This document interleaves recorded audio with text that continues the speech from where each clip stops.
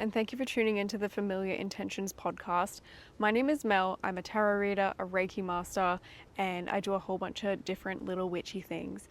And today we are going to be talking about spirit guides and why you would connect with them, how to connect with them, things you can do, types of spirit guides. So let's just get straight into it. Now, most of the stuff that I'm going to talk about is based on my personal spiritual beliefs.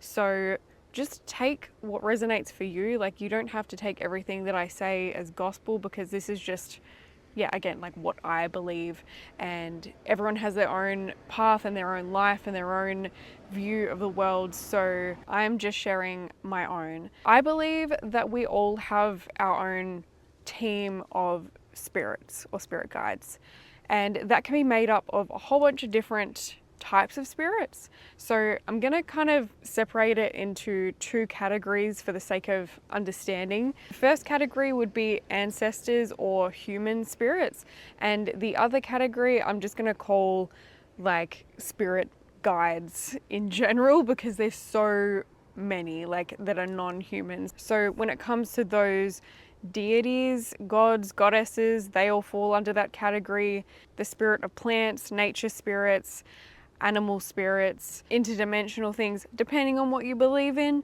Now, I'm someone who has had a lot of very like in your face spiritual experiences or signs, and I personally put that down to the fact that I practice my spirituality and I'm open to things, so therefore I'm receptive. And I really believe that like the more open you are and the more that you are willing to connect with your little spirit team, the stronger and clearer you will be able to receive messages from them or the universe, or however you want to see it. So you can choose to tap into your spirit team whenever you want. The spirit world is always around us. It's just whether we choose to use that psychic muscle or not, and the more that you use it, the more that you'll be able to see and receive. So there's so many different ways that you can connect to your personal spirit team. One of my favorites would be guided meditation. So you can just go on YouTube and type in, sorry about like the background noise, I'm just outside for this one, but you can go on YouTube and you can type in spirit guide meditation. The guided ones are the best, especially if you haven't really done a lot of meditation before, or you find it easier to just follow along with someone who's talking. They'll generally guide you through, some visualizations and stuff, and then you can meet certain spirit guides that you might not have encountered before or connected to before, or you can choose to tap into ones that you're already aware of, or ancestors, etc. Another way to connect is prayer. So this can literally just be you sitting in your car being like, I need help, please just give me a sign. I would really like, clarity on this situation. When I was a lot younger and I didn't really consider myself to be a spiritual person necessarily, I used to associate prayer with religion. And while that is a thing, you don't have to be a religious person to pray. All it is just like putting your thoughts out there or asking for help to whatever or whoever you believe in. So that's one thing you can do, whether that's aloud or in your head, it doesn't really matter. Hello, Mel from the future here, just interjecting because of course I filmed the video, and then later on I realized that there were some things that I missed that I really wanted to talk about. So I'm just going to interject now and talk about those things. So I didn't actually touch on how you can find out whether a spirit is trying to reach out for you. So obviously when it comes to like ancestors or people that you might have things that are associated with them, like certain animals or objects or numbers. Like, that's something that's very personal to you. So that's something that you would obviously know. But when it comes to other types of spirit guides, different spirits have different corresponding items or themes. So some might be associated with crows and some might be associated with feathers. And there's a difference between seeing crows all the time because they are just around and actually noticing them actively a lot more. So that's something where you need to just use your intuition, of course. So if you feel like you are seeing a certain thing over and over and over, it might be worth looking up to see if there are any type of spirit guides out there that are associated with that, or even just the animal, for example, itself could be a sign, because as I said, we're talking about like the spirit of animals too. There's also the typical ways of reaching out, like dreams or getting a psychic reading, but all of this type of stuff, I'm trying to explain it in a way where you can go and do these things yourself rather than going and seeking help from outside of yourself. And again, this is a very broad topic. Like, I could talk about this for so long. There's so many things that I could touch on, so many different types of deities and ways of communicating. Let this episode just serve as a baseline for you so you can go out and research whatever is calling you, or, you know, whatever is piquing your interest. Also, when it comes to communicating with spirits, one thing that I didn't mention is how the hell are you even going to receive these messages if you're putting them out into the universe? So again, dreams is one.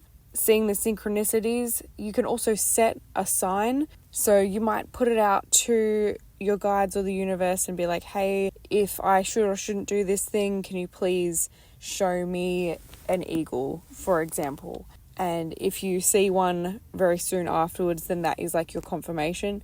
That's just an example. And yeah, when people talk about communicating with spirits, we think of like Ouija boards and like apparitions and physically seeing a manifestation of a ghost.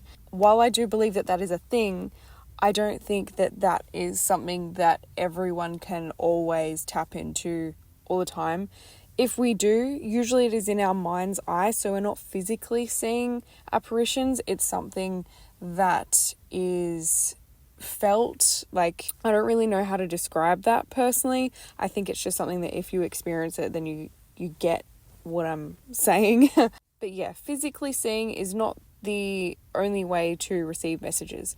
The most common way and brushed under the rug way is downloads and thoughts.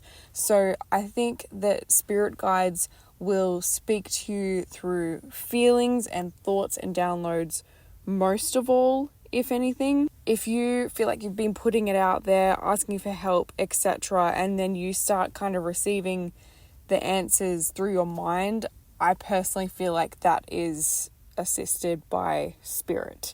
And just bringing up the guided meditation thing again, that is not just about meeting your guides, that can be for communing with them as well.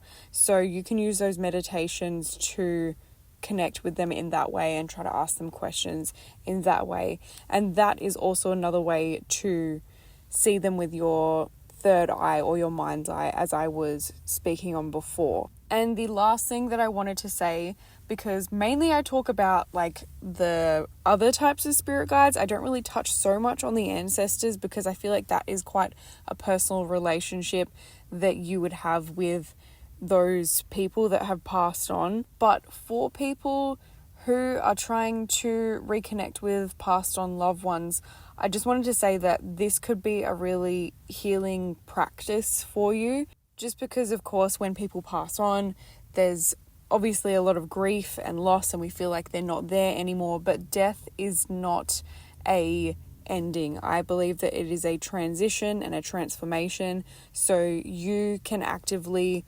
do some of the things that I'm talking about here to try and reconnect with them and allow their presence back into your life. But yeah, sometimes grief can kind of shut us down to all that type of stuff, and we get really sad and shut it off. But really, they're there. They're always there. I totally believe that personally anyway. But yeah, back onto past Mel and the rest of the episode. I'm going to talk about the difference between spirit guides and ancestors or human spirits. So human spirits are literally like the spirit of a human. So they are going to have their own thoughts and opinions and their own personal way of doing things. So are normal like spirit guides, but like this is more of like a human sort of lens, if that makes sense. So, you know, if you're trying to interact with like a god or a deity or a, you know, a spirit, like nature spirit or whatever, like they all have their own personalities as well. But I personally believe that they tend to have a more universal perspective on things. Again, that is dependent on like who and what you're working with.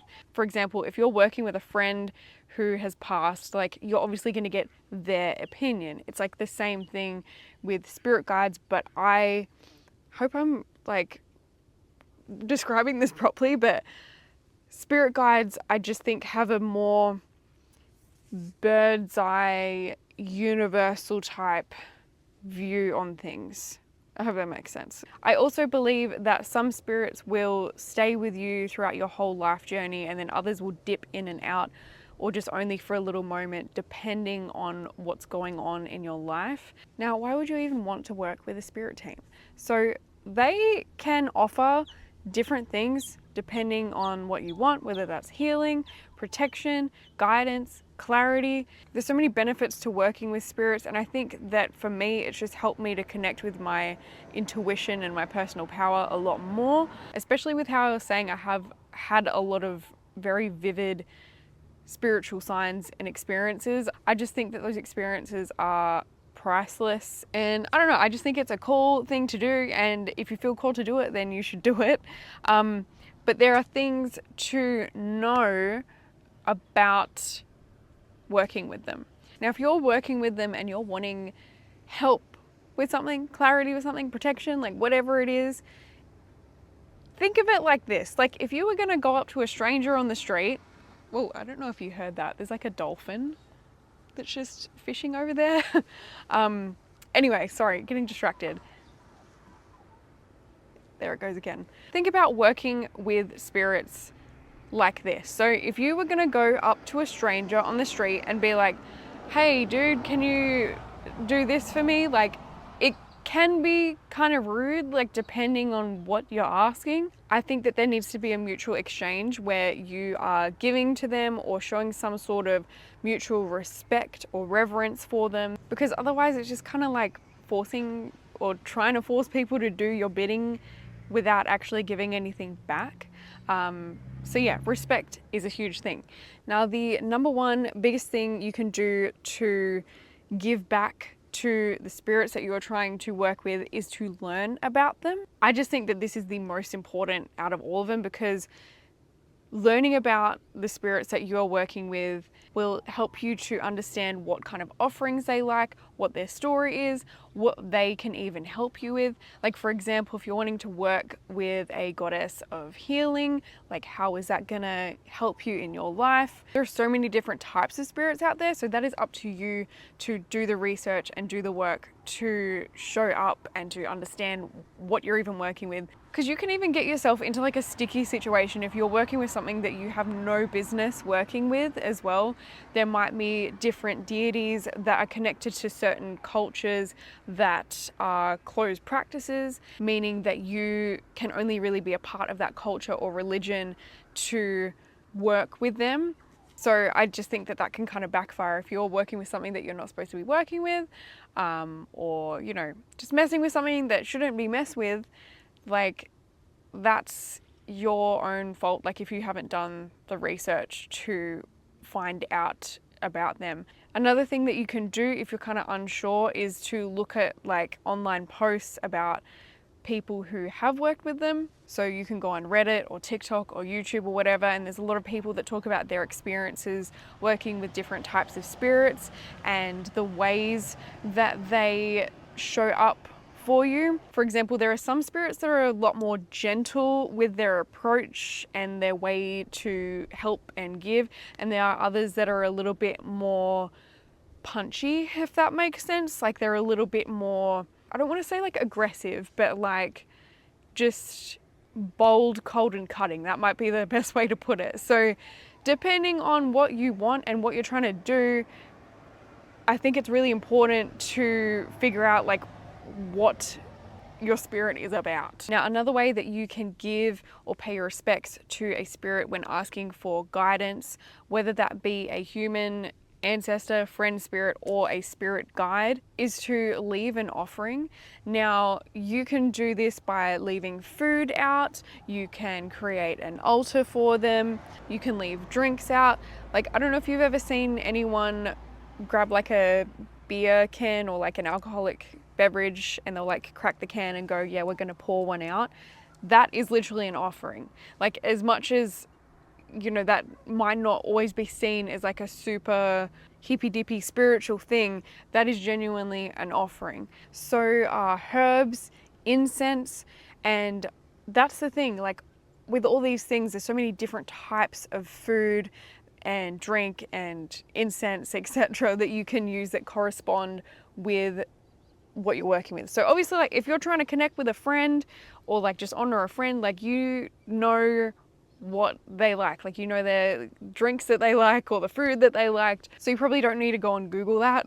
But when it comes to things that are a little bit more otherworldly, then that's when you might need to do a little bit more research. You can literally just go on Google and type in the name of whatever spirit you're wanting to work with, and next to that type in correspondences or spiritual correspondences, and you'll be able to find a whole bunch of different things that are related to them. Or with nature spirits, you can clean up rubbish and trash, and that is an offering to them by cleansing the space. And also whether or not to give an offering or when to give an offering or how often, etc., that all is dependent upon the spirit that you're working with. You don't always have to leave an offering, but it is a sign of respect and reverence and remembrance. So it's good to give back, but yeah, that is just like something to discern for yourself as well.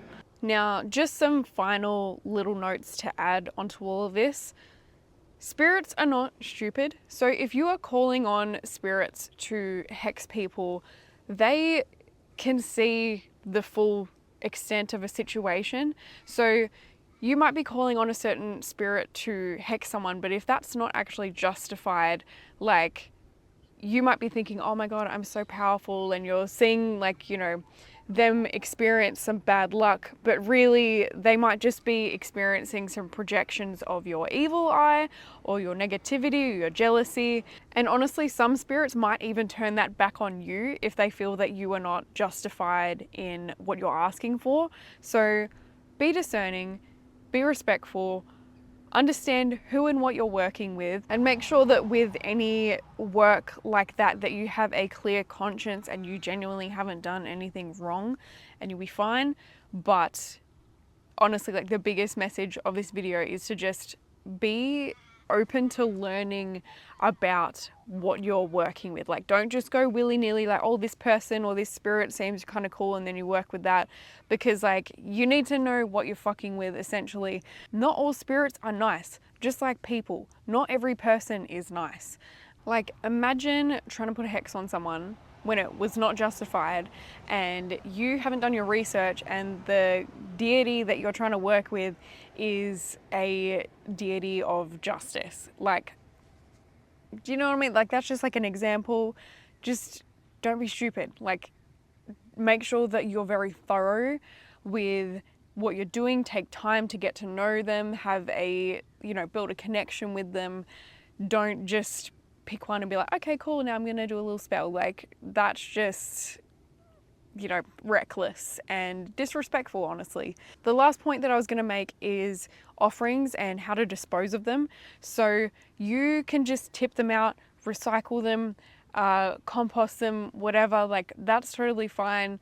The earth, you know, spirits, whatever, like they all understand that you can't just have things like sitting out to rot or to just, you know, whatever for a long amount of time. So when it's done, like, and that's up to you as well. You can leave things out for a day, leave things out for a week, like whatever feels right to you. But yes, you can dispose of them afterwards. No bad luck is gonna come to you for cleaning up. I hope that this was an informative video and that I've been thorough with what I've been talking about. Also, not to be cringe, but to be cringe.